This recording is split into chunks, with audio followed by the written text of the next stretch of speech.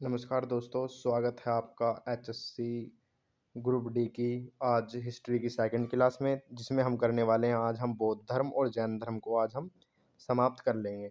ठीक है। और एक दो क्लास होंगी जिसमें हम अपना प्राचीन इतिहास को कवर कर लेंगे और फिर हम अपने मध्यकालीन इतिहास की तरफ बढ़ जाएंगे। ठीक है। और प्रैक्टिस के बारे में मैं रोज रोज क्या ही बताऊं आपको, कि मैंने बता दिया कि मैं लास्ट वाले दिन जैसे ही पॉलिटी खत्म हो जाएगी उसके एक दो दिन बाद आपको क्वेश्चन ला के देंगे बढ़िया बढ़िया पॉलिटी के। तो टेलीग्राम चैनल से आप हमारे जुड़ जाइएगा, वहीं पर आपको इसकी वो पीडीएफ मिल जाएंगी, फ्री ऑफ कॉस्ट पीडीएफ मिलेंगी। और अगर आप हमें बताओ कि मैं कुछ सोच रहा हूँ कि मैं आपके लिए, जैसे ही एग्ज़ाम आपका आएगा तो उसके लिए, उसकी प्रैक्टिस के लिए एक क्विज और रेडी कर देंगे। एग्ज़ाम से कुछ दिन पहले या 15-20 दिन पहले क्विज चलाएंगे आपकी।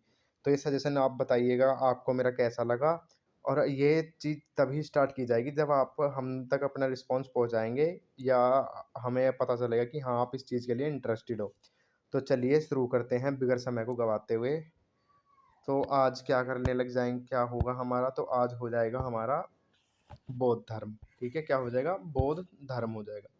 बौद्ध धर्म का वास्तविक संस्थापक किसको कहा जाता है, तो गौतम बुद्ध को माना जाता है। किसका, बौद्ध धर्म का वास्तविक संस्थापक। गौतम बुद्ध का जन्म कहाँ पर हुआ था, जन्म 563 बीसी में हुआ था, लुम्बिनी के कपिलवस्तु में। कहाँ, कपिलवस्तु लुम्बिनी नेपाल में। ठीक है। कहाँ, अमरकुंज में हुआ था और साल वृक्ष के नीचे हुआ था। कहाँ पर, अमरकुंज साल वृक्ष। ये अमरकुंज भी आपको याद न रहे तो 563 बीसी, कपिलवस्तु, लुम्बिनी और नेपाल आपको याद रखना है। ठीक है। पिता का नाम क्या था इनका, फादर्स नेम। पिता का नाम क्या हो जाएगा, तो पिता का नाम सुधोधन हो जाएगा, जो शाक्य कुल के मुखिया थे। किसके, तो शाक्य कुल के ये मुखिया थे। माता का नाम क्या हो जाएगा, माता का नाम हो जाएगा महामाया, महामाया देवी, जो कोल्य वंश की राजकन्या थी। कहाँ की राजकुमारी थी, तो कोल्य वंश की थी। और इनके इनके जन्म के बाद ही इनकी डेथ हो गई थी, जन्म के एक सप्ताह बाद तो इनकी मृत्यु हो गई थी। तो बचपन का नाम क्या था, गौतम बुद्ध का नाम था सिद्धार्थ। बचपन का क्या था, सिद्धार्थ। गोत्र क्या था इनका, गौतम था। पालन पोषण किसने किया था, तो भैया इनकी मौसी हो जाएंगी, विमाता मौसी हो जाएंगी। कौन, प्रजापति गौतमी, सौतेली माँ, या इनकी मौसी। ये कौन थी इनकी, तो ये मौसी थी इनकी, जिन्होंने इनका पालन पोषण किया था। ठीक है। तो जिन्होंने इनका पालन पोषण किया था। अब बढ़ जाते हैं हम आगे, अपनी नेक्स्ट स्लाइड पढ़ेंगे। वाइफ का नाम क्या था इनकी, पत्नी। तो गौतम बुद्ध जी की पत्नी का नाम क्या था, पत्नी का नाम था यशोदा, जो कोल्य गणराज्य की राजकुमारी थी। माता जो इनकी थी इनकी, वो कौन से गणराज्य की राजकुमारी थी, तो वो शाक्य गणराज्य की थी। और जो इनकी पत्नी थी यशोधरा, वो कहाँ की थी, तो वो कोल्य गणराज्य की राजकुमारी थी। विवाह कब हुआ इनका, तो 16 वर्ष की अवस्था में इनका विवाह हो गया था। एक तरीके से मान लेंगे कि इनका बाल विवाह ही कराया गया था। ठीक है। अब आ जाएंगे, इनका पुत्र कौन थे, पुत्र राहुल थे। विवाह के 28वें वर्ष सिद्धार्थ को यशोदा से राहुल नामक पुत्र हुआ। ठीक है, कब हुआ, तो भैया राहुल नामक पुत्र हुआ। गृह त्याग कब कर दिया था इन्होंने, तो गौतम बुद्ध जी जो थे इन्होंने गृह त्याग कब किया था, तो इन्होंने गृह त्याग अपना 29 वर्ष की अवस्था में कर दिया था, जो बौद्ध धर्म में महाभिनिष्क्रमण के नाम से जाना जाता है। तो बौद्ध धर्म में ना, जैसे ही इन्होंने, जैसे आप गृह त्याग किया है और फिर इन्हें ज्ञान की प्राप्ति होगी, तो उन सब चीज़ों को ना एक चिन्ह के द्वारा दर्शाया गया है, उन्हें एक अलग नाम दिया गया है। ठीक है। जैसे इनकी मृत्यु हो जाएगी तो उसे महापरिनिर्वाण बताया गया। क्या बताया गया इनकी मृत्यु को, तो महापरिनिर्वाण बताया गया। और जैसे इन्हें वो क्या बोलते हैं, उम, यार, जैसे इनका प्रथम उपदेश था, इन्हें प्रथम उपदेश को धर्मचक्र परिवर्तन के नाम से बताया गया। किसके नाम से, धर्मचक्र परिवर्तन के नाम से दर्शाया गया। ठीक है। तो उसी तरीके से इनके कुछ स्पेशल नाम दे दिए गए थे। तो उनके गृह त्याग को किस चीज़ से दर्शाया जाता है, तो गृह त्याग को क्या बोला गया जाएगा, तो गृह त्याग को महाभिनिष्क्रमण बोला जाता है। क्या, महाभिनिष्क्रमण बोला जाएगा। सारथी कौन थे इनके, तो एक स्टोरी है इनकी कि ये जो है अपने महल से बाहर निकलते हैं कुछ देखने के लिए, तो इन्हें एक वृद्ध आदमी दिखाई देता है, एक अर्थी दिखाई देती है, बहुत सारी चीज़ें हैं जिनसे कि इनका क्या होता है, इनका हृदय परिवर्तन हो जाता है और ये एक बौद्ध भिक्षु बनने की उस पे निकल जाते हैं। ठीक ठीक है। तो ये एक सन्यासी के टाइप में बन जाते हैं। ठीक। तो जो ये निकलते हैं तो ये अपने रथ पे सवार होके निकलते हैं। ठीक। उस रथ का इनका सारथी कौन था, तो उस रथ का सारथी कौन था, चन्ना। क्या नाम था, चन्ना। और घोड़े का क्या नाम था, कंथक। क्या नाम था घोड़े का, कंथक। इनके ध्यान गुरु, जो इन्होंने अपने गुरु बनाए, ये जैसे निकले गृह त्याग करके तो इन्होंने ध्यान लगाया, तो ध्यान गुरु किसको माना जाता है इनके? तो ध्यान गुरु हो जाएंगे आलार कलाम हो जाएंगे। कौन हो जाएंगे? आलार कलाम हो जाएंगे। ज्ञान की प्राप्ति कब हुई इन्हें? तो 6 वर्ष की कठिन तपस्या के बाद 35 वर्ष की अवस्था में बोध गया। कहाँ पर? ये इंपॉर्टेंट है, बोध गया बिहार में फाल्गुन नदी के किनारे, फाल्गुन नदी या निरंजना नदी बोल देंगे, निरंजना नदी के तट पर पीपल वृक्ष के नीचे हुई थी। कहाँ पर हुई थी?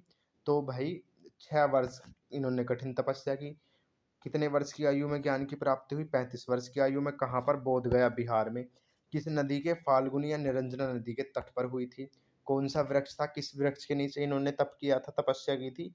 तो इन्होंने पीपल के वृक्ष के नीचे तपस्या की थी, जहां पर इन्हें किसकी? ज्ञान की प्राप्ति हो जाती है। ठीक है, बढ़ जाएंगे अपने नेक्स्ट स्लाइड की तरफ आ जाएंगे। प्रथम उपदेश कहाँ पर दिया इन्होंने? जो गौतम बुद्ध जी थे उन्होंने प्रथम उपदेश अपना फर्स्ट सेरेमन कहाँ पर दिया था? तो सारनाथ वाराणसी में। कहाँ? सारनाथ वाराणसी, जो उत्तर प्रदेश में पड़ता है। तो कौन सी भाषा में दिया था इन्होंने अपना प्रथम उपदेश? तो प्रथम उपदेश इन्होंने पाली भाषा में दिया था। किस भाषा में दिया था इन्होंने? तो पाली भाषा में दिया था, जिसे बौद्ध धर्म में क्या बोला जाता है? जिसे बौद्ध धर्म में धर्मचक्र परिवर्तन कहा जाता है। तो जो इनका पहला उपदेश था, जैसे इनका जन्म हुआ, इन्होंने गृह त्याग किया, तो गृह त्याग को तो क्या बोल दिया गया? गृह त्याग को बोल दिया गया महाभिनिष्क्रमण। तो उसी तरीके से जो इनका प्रथम उपदेश था, जो इन्होंने प्रथम उपदेश दिया, उसे बौद्ध धर्म में किस नाम से जाना जाता है? उसे धर्मचक्र परिवर्तन के नाम से जाना जाता है। किस नाम से बोल देंगे हम? तो धर्मचक्र परिवर्तन के नाम से। इनके शिष्य कौन थे? जो इन्होंने जब इन्होंने अपना प्रथम उपदेश दिया, तो वो किन तो अपने शिष्यों को दिया, तो एक तो आनंद हो जाएंगे, वह एक उपाली हो जाएंगे। क्या हो जाएंगे? क्या हो जाएंगे? उपाली। तो पूछा जाता है कि गौतम बुद्ध जी जो थे उन्होंने अपना पहला उपदेश कब दिया था? तो सारनाथ में दिया था। ठीक है, और कौन सी भाषा में? पाली भाषा में। उसे बौद्ध धर्म में किस नाम से जाना जाता है? तो उसे बौद्ध धर्म में धर्मचक्र परिवर्तन के नाम से जाना जाता है। तो किन दो अपने शिष्यों को इन्होंने प्रथम उपदेश दिया था? तो आनंद हो जाएंगे, वे उपाली हो जाएंगे, जिन दो शिष्यों को इन्होंने प्रथम उपदेश दिया था। जीवन का अंत। तो 80 वर्ष की अवस्था में 483 बीसी को वैशाख पूर्णिमा की रात को कुशीनगर उत्तर प्रदेश में बौद्ध धर्म हो गया था इनका। तो इनका आप मुझे बताओ जीवन, इनका वो कब हुआ था, क्या बोलते हैं, इनकी जन्म कब हुआ था? तो जन्म हुआ था 563 बीसी में। कब हो गया? 563 में। मृत्यु कब होगी? तो 483 में होगी।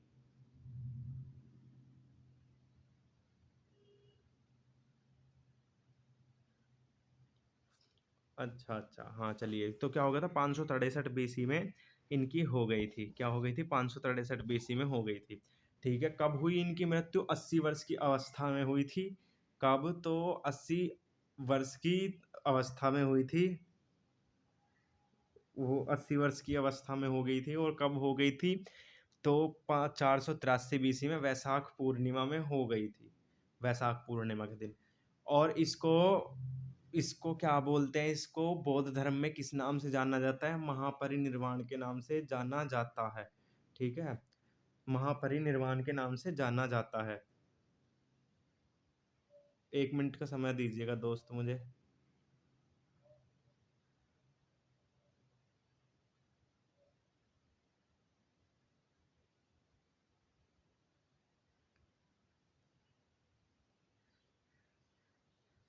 अरे भाई, हाँ जी, चलो कंटिन्यू करते हैं। ठीक है, तो जीवन का अंत कब हुआ था? 80 वर्ष की अवस्था में 583 4 सॉरी 483 बीसी में इनकी डेथ हो गई थी। कब? तो वैशाख पूर्णिमा की रात को। कब हुई थी? तो वैशाख पूर्णिमा की रात को। कहाँ पर? कुशीनगर में हुई थी। और प्रथम उपदेश ये है ना, ये चीजें आपको थोड़ी याद रखनी है कि प्रथम उपदेश कहाँ पर दिया गया? तो सारनाथ वाराणसी में दिया गया था। और जीवन का अंत कहाँ पर हुआ था? तो कुशीनगर में हुआ था। तो इसे बौद्ध धर्म में क्या बोला गया? इसे महापरिनिर्वाण बोला गया। गौतम बुद्ध ने सर्वाधिक उपदेश, ये चीज आपको इंपॉर्टेंट है, याद रखने वाली, इसको आपको याद रखना है। कहाँ पर? श्रावस्ती में दिए थे। कहाँ दिए थे? तो श्रावस्ती में दिए थे। ठीक है, अब क्या होते हैं? कुछ बौद्ध संगति होती हैं। कब होती हैं? बौद्ध संगति होती हैं, जैसे मीटिंग्स होती हैं उस तरीके की। तो प्रथम कहाँ पर हुई थी? तो प्रथम हुई थी 483 बीसी में राजगृह। अजात शत्रु शासक जो स्थान था वो क्या था? राजगृह। यहाँ पे स्थान लिखे हुए हैं, यहाँ शासक हैं और यहाँ अध्यक्ष हो जाएंगे। ठीक है, तो प्रथम 483 में कहाँ पर, राजगृह में। किसके टाइम पर, अजात शत्रु के टाइम पर। अध्यक्ष अध्यक्ष कौन थे, तो अध्यक्ष हो जाएंगे हमारे महर्षि कश्यप हो जाएंगे अध्यक्ष। ठीक है, द्वितीय बौद्ध संगीति कब हुई थी, तो 383 बीसी में। कहाँ, वैशाली में। अध्यक्ष शासक कौन थे, तो शासक कालाशोक थे और अध्यक्ष कौन थे, साबक मीर थे। कौन थे, साबक मीर। तीसरी बौद्ध संगति जो हुई थी वो हुई थी 250 बीसी में। कहाँ, पाटलिपुत्र में। शासक कौन थे, शासक अशोक थे और अध्यक्ष कौन थे, मोगलीपुत्र सतकर्णी थे। कौन थे, मोगलीपुत्र। ये तिस्सा नहीं हो जाएगा, ये मोगलीपुत्र ही आपको याद रखना है। कौन थे, मोगलीपुत्र सतकर्णी हो जाएंगे। वैसे तो खाली मोगलीपुत्र भी आप याद रख सकते हैं। ठीक है, चौथी बौद्ध संगति कहाँ पे हुई थी, 98 एडी में हुई थी। कहाँ, कुंडलवन कश्मीर में। जिसके शासक कौन थे, कनिष्क थे और अध्यक्ष कौन थे, वसुमित्र थे। कौन थे, वसुमित्र थे। अब आप इसको कैसे याद रखेंगे शासकों को, तो कैसे याद रखेंगे, ए के, ए और के। अजात शत्रु, कालाशोक, अशोक और कनिष्क। और इसे कैसे रखेंगे, महर्षि कश्यप को एम एस से साबक मीर हो जाएगा, फिर एम एस एम और वी से वसुमित्र हो जाएगा। कैसे, एम एस एम वी। किस तरीके से याद रखेंगे, एम एस एम वी।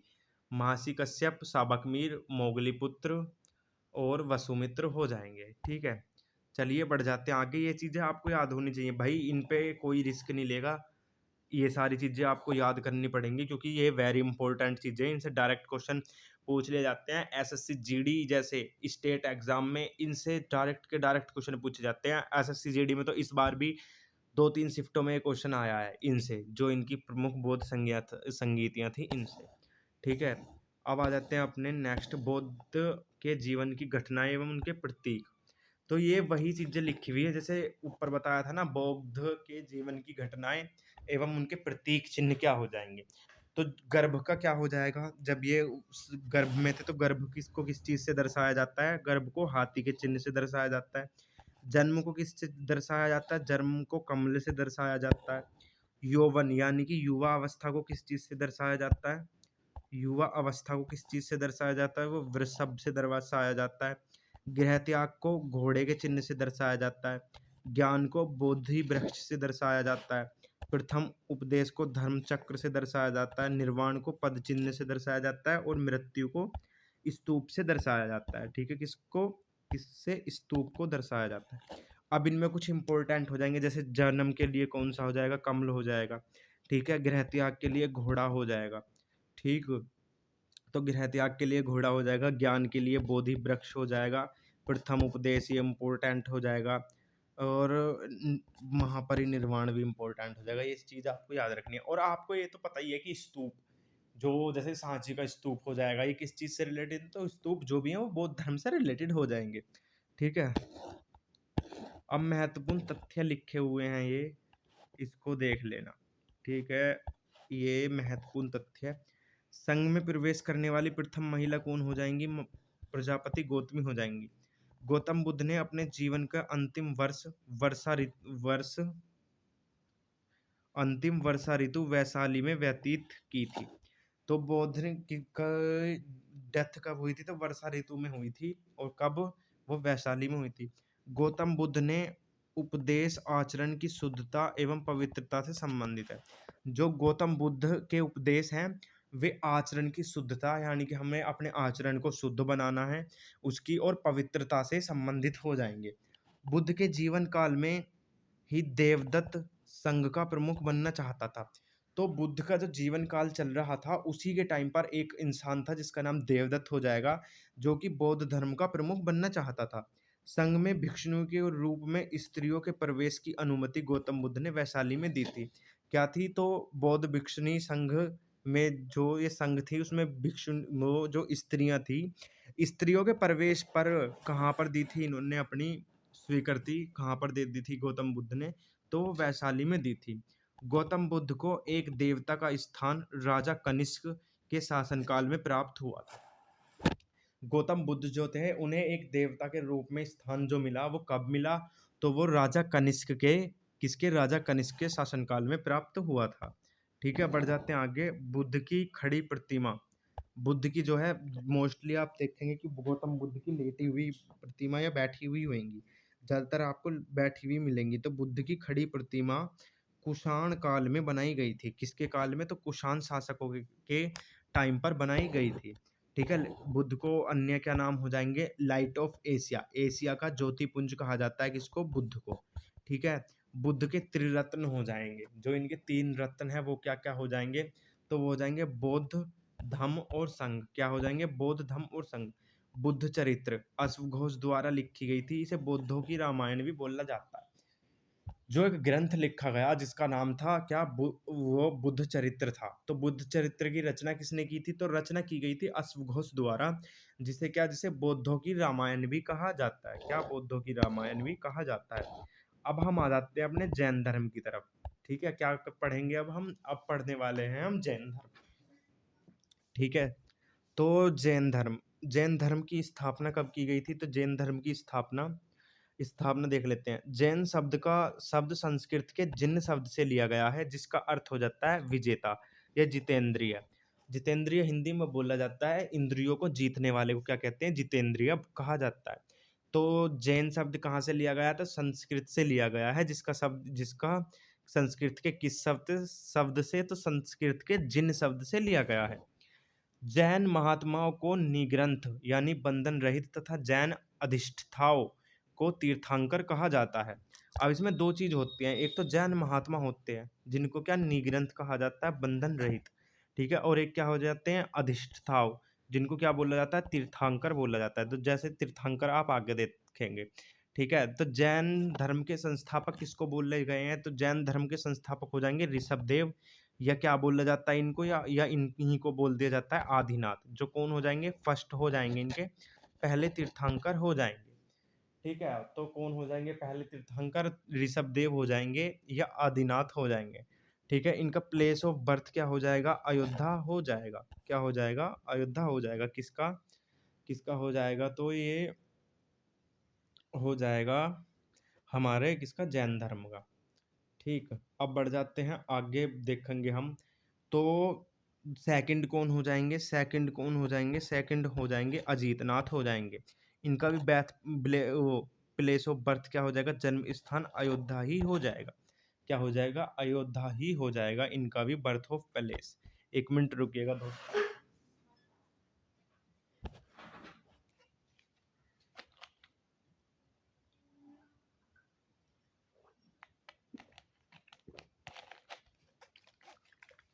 हाँ, तो चलिए कंटिन्यू करते हैं। तो सेकंड कौन हो जाएँगे? अजीतनाथ हो जाएँगे, जिनका प्लेस ऑफ बर्थ क्या हो जाएगा? अयोध्या हो जाएगा, इनका भी जो सेकंड में थे। अब आ जाते हैं अपने कुछ महत्वपूर्ण तीर्थंकरों पर। किस पर? तो महत्वपूर्ण तीर्थंकर देख लेंगे अब हम।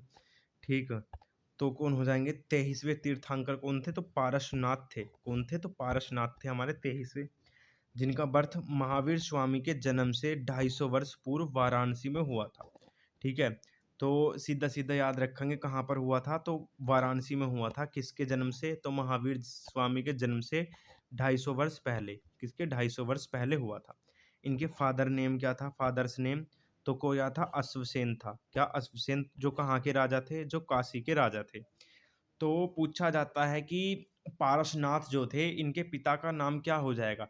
तो पारसनाथ जी के जो 23वें तीर्थंकर हैं, उनके पिताजी का नाम हो जाएगा क्या? अश्वसेन हो जाएगा, जो काशी के राजा थे। कहाँ के राजा थे? तो काशी के राजा थे।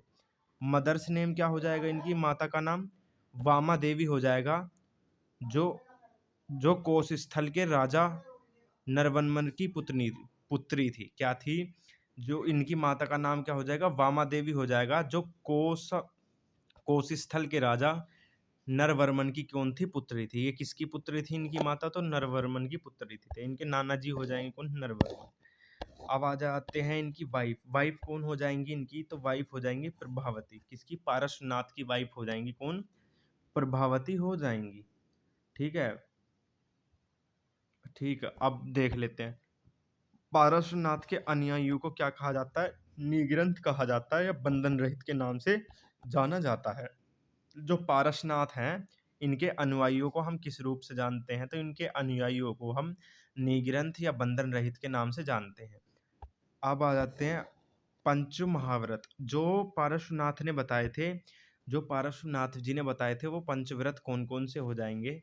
ठीक है, अहिंसा हो जाएगा, सत्य हो जाएगा, अपरिग्रह हो जाएगा, असत्य। अहिंसा क्या, किसी से अहिंसा ना करनी। सत्य हो जाएगा अपरिग्रह, असत्य क्या हो जाएगा? असत्य चोरी ना करना हो जाएगा। ठीक है। और ब्रह्मचर्य, ब्रह्मचर्य को किसने बताया था? ब्रह्मचर्य को बताया था किसने? महावीर स्वामी जी ने।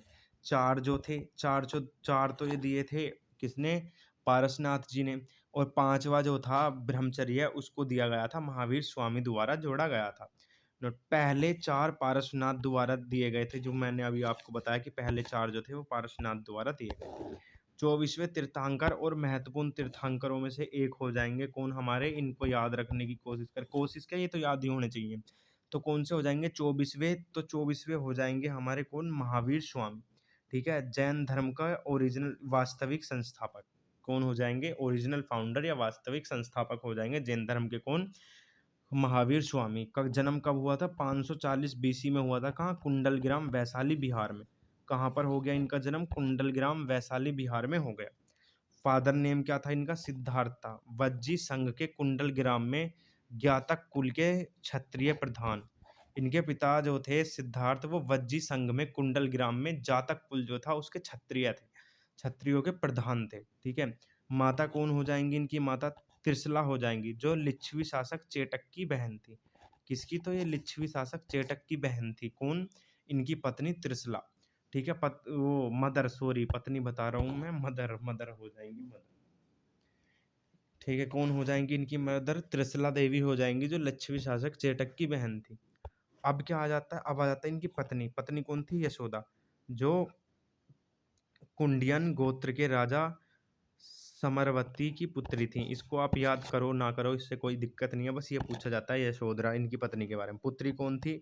तो पुत्री प्रियदर्शनी थी या अन्योजा। क्या? प्रियदर्शनी या अन्योजा। दामाद कौन हो जाएंगे इनके? दामाद हो जाएंगे जमाली, जो प्रथम विरोधी थे, मतलब कि महावीर स्वामी के प्रथम विरोधी हो जाएंगे। कौन? जमाली। ठीक है, कौन हो जाएंगे? जमाली हो जाएंगे।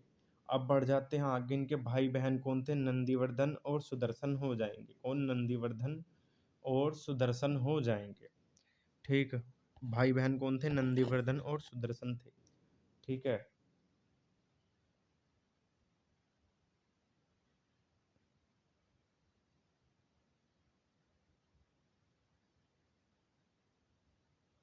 चलिए आगे बढ़ जाते हैं। कौन हो जाएंगे इनके भाई बहन? तो भाई हो जाएगा नंदीवर्धन और बहन कौन हो जाएंगी? बहन सुदर्शना हो जाएंगे।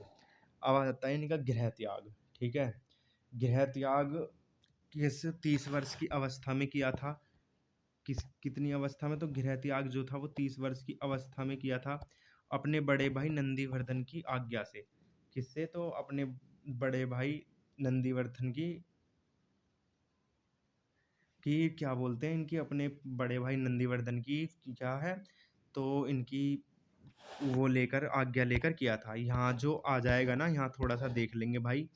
ये जो बचपन का नाम तो इनका रह ही गया, वर्धन, ये हो जाएगा वर्धमान हो जाएगा। ये दामाद जो है ना इनके, जमाली, ये क्या थे? तो प्रियदर्शनी के पिता, वो पति जो थे जमाली ही महावीर स्वामी के प्रथम शिष्य थे। ये दामाद जो थे ना इनके, जमाली, ये ही महावीर स्वामी के फर्स्ट क्या बने? फर्स्ट शिष्य बने। ठीक है, फर्स्ट शिष्य बने। लेकिन आगे चलकर क्या हुआ? आगे चलकर कुछ मतभेदों के कारण ये प्रथम विरोधी भी इनके यही बने। तो प्रथम शिष्य भी यही बने और प्रथम विरोधी भी इनके यही बने थे। ठीक है, आगे बढ़ जाते हैं। 30 वर्ष की अवस्था में इन्होंने गृह त्याग कर दिया अपने बड़े भाई नंदीवर्धन की आज्ञा से। ठीक, इनके शिष्य कौन थे? तो शिष्य मखली गोशाल हो जाएंगे, मखली पुत्र गोशाल। आजीवक संप्रदाय के फाउंडर थे। ये किस चीज के फाउंडर बने? तो ये आजीविका संप्रदाय के फाउंडर बने। ज्ञान प्राप्ति, ज्ञान प्राप्ति 12 वर्ष की कठिन तपस्या के बाद। गौतम बुद्ध जी को कितने? 6 वर्ष में मिल गई थी। ठीक है, इन्हें क्या? इन्हें ज्ञान की प्राप्ति 12 वर्ष की कठिन तपस्या के बाद जम्भृग ग्राम के रज्जुपालिका नदी के तट पर साल वृक्ष के नीचे। किसके? साल वृक्ष के नीचे प्रथम उपदेश राजगृह में दिया गया। इन्हें दिया किस, कब, कहाँ पर दिया प्रथम उपदेश? तो राजगृह में दिया। किस, कहाँ पर? तो विपुलांचल पहाड़ी पर, बराक नदी के तट पर। कहाँ पर दिया प्रथम उपदेश? तो राजगृह में। ये पहाड़ी वहाड़ी तो आपसे खैर नहीं पूछी जाती, पर किसके? बराक नदी के तट पर ये और राजगृह में, यह याद आप, ये दोनों चीजें आप याद रखेंगे। प्रथम उपदेश राजगृह में और बराक नदी के तट पर दिया गया था। ठीक है। प्रमुख उपाधियां, जो जैन धर्म था उसमें कुछ उपाधियां दी गई थी, जैसे कैवल्यन किसको कहा जाता है? सर्वोच्च ज्ञान प्राप्त व्यक्ति को। या कैवल्य किसको? तो सब जो जिसको सबसे ज्यादा ज्ञान प्राप्त था उन लोगों को कैवल्यन कहा जाता है। ठीक है। जिन किसको कहा जाता है? विजेता को। आहार्त किसको कहा जाता है? पूज्य को। निग्रंथ किसको कहा जाता है? बंधन रहित को। ये ऊपर भी बताया गया था। जीवन के अंत में चार 468 बीसी में 72 वर्ष की अवस्था में पावापुरी राजगिरी बिहार में ही इनकी क्या हो गई थी? डेथ हो गई थी। इनकी मृत्यु कब हो गई थी? तो 468 बीसी में 72 वर्ष की अवस्था में हो गई थी। ठीक है। जैन संगतियां, प्रथम जैन संगति कब? 300 ईस्वी पूर्व में। कहा? पाटलिपुत्र बिहार में हुई थी। अध्यक्ष कौन थे? स्थूलभद्र थे। दूसरी संगति कब? 512 एडी में हुई थी। कहाँ? बल्लभी गुजरात में। जिसके कौन थे? श्रवण थे। क्षमा श्रवण हो जाएंगे, खाली श्रवण आप बोल सकते हैं। ठीक है।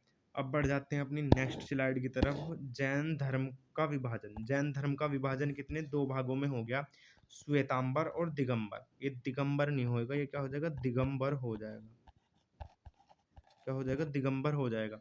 जो श्वेतांबर थे वे सफेद वस्त्र धारण करते थे, स्थूलभद्र के अनुयायी थे। किसके?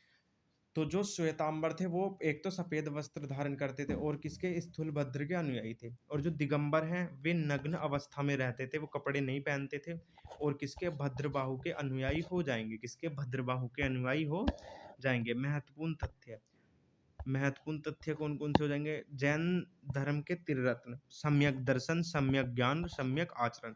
जैसे बौद्ध धर्म के क्या थे? बौद्ध धर्म के हो जाएंगे जैसे हमारे क्या थे? बौद्ध धर्म के हमारे 3 वो हो जाएंगे। कौन कौन से थे वो? तो वो हो जाएंगे हमारे बुद्ध, धम्म और संघ। क्या हो जाएंगे बौद्ध धर्म में? तो बुद्ध, धम्म और संघ हो जाएंगे। ऐसे ही इसमें त्रिरत्न क्या हो जाएंगे? सम्यक दर्शन, सम्यक ज्ञान और सम्यक आचरण हो जाएगा। ठीक है। अब आगे बढ़ जाते हैं हम। अनुव्रत। अनुव्रत क्या होता है? अनुव्रत सिद्धांत जैन धर्म से संबंधित है। आप ये इतना ही याद रखना, पर क्या एक ही लाइन, ये 1 लाइन टाइप में क्वेश्चन है, इसको याद रखेंगे कि अनुव्रत सिद्धांत जैन धर्म से संबंधित हो जाएगा। किससे संबंधित? जैन धर्म से संबंधित हो जाएगा। तो यही थी आपकी आज की क्लास, और आज हम इसे यहीं समाप्त करते हैं। मिलेंगे अपनी नेक्स्ट वीडियो में। ठीक है। और मैंने जैसे कि आपको क्विज के बारे में पूछा, आप उसका रिस्पॉन्स मुझे बताएंगे। अगर हमें रिस्पॉन्स अच्छा मिलता है तो ही हम उन्हें स्टार्ट करवाएंगे। ठीक है भाई। तो तब तक के लिए बाय बाय, टेक केयर, जय हिंद।